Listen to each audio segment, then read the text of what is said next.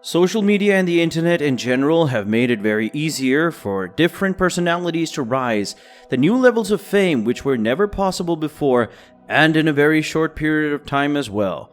Andrew Tate is one of those personalities, most commonly known for his controversial takes on women and the world in general. Referencing it with the famous movie The Matrix, he quickly rose to fame, which stunned the world. But his radical views were not always taken positively, eventually leading to the point where, according to him, he is now receiving genuine death threats.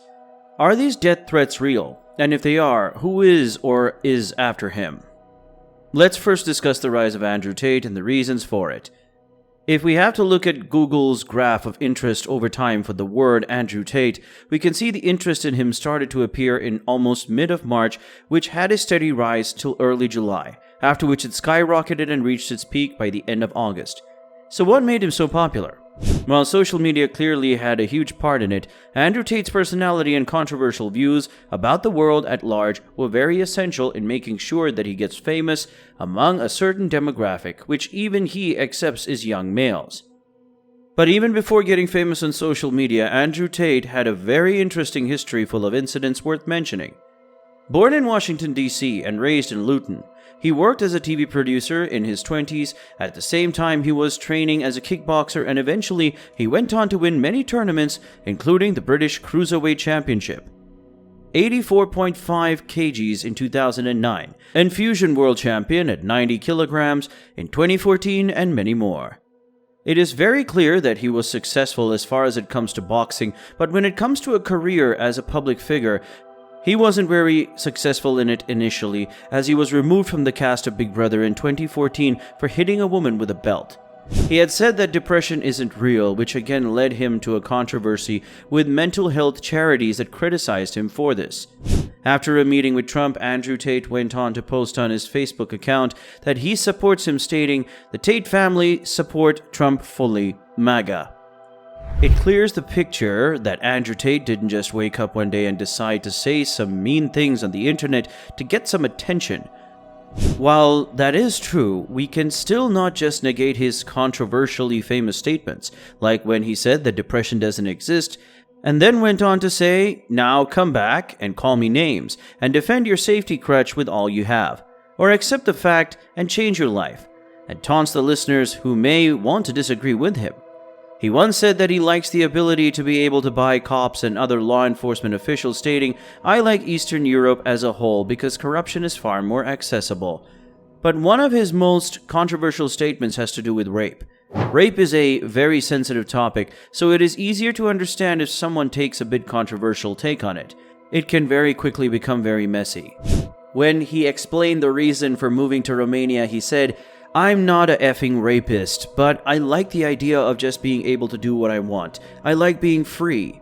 He added, "If you're a man living in England or Germany or America or any of the Western world right now, you've decided to live in a country where any woman at any point in the future can destroy your life."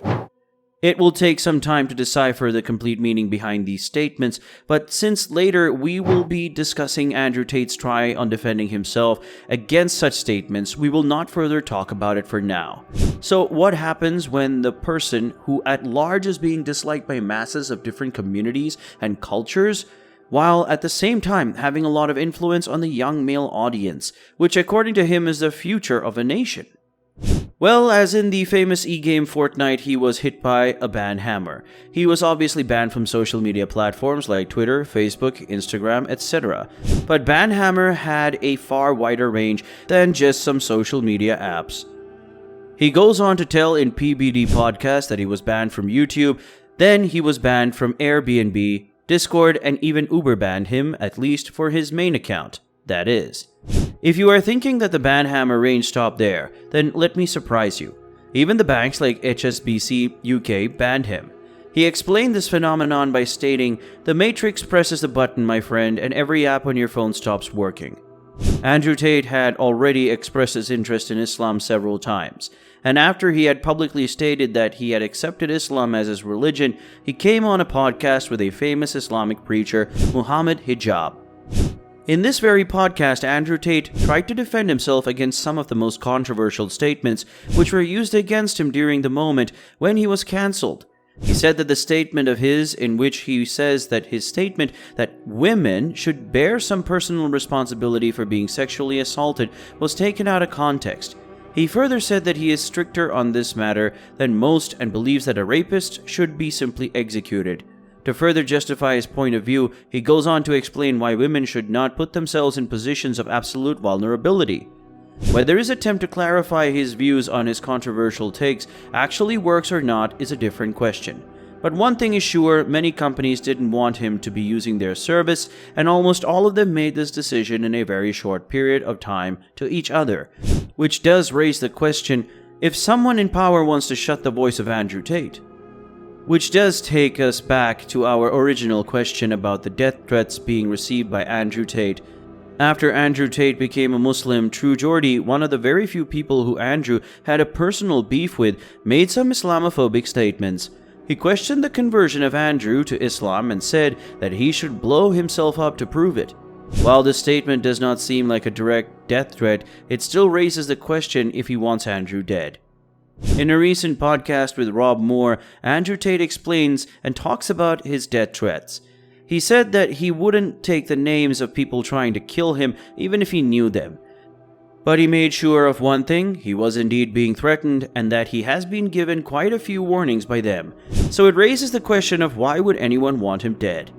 Andrew explains that if young men need to be kept under control, as that is the demographic which leads to a revolution, he further says that this demographic is the backbone of the economy and defense of the nation, etc. As we have already discussed that the demographic most influenced by Andrew Tate is also young men. So according to Andrew, due to his radically different views than the elites running the so-called Matrix, they want him dead.